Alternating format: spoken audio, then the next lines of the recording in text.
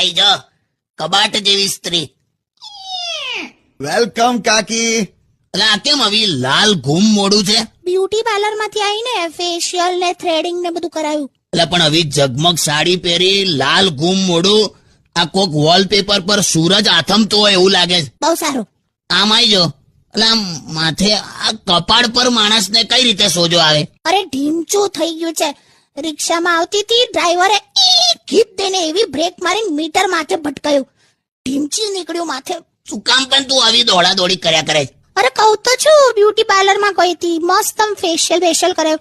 એ સાંભળો ને, આ ગાલ કહેવાય, અને નાક કહેવાય, અને હોઠ કહેવાય, અને આંખો કહેવાય, અને કાન કહેવાય, અને ભમર કહેવાય. પણ આ જે છે ને, આ નાક અને હોઠની વચ્ચેની જગ્યા, આને શું કહેવાય? એને મૂછનું પાર્કિંગ.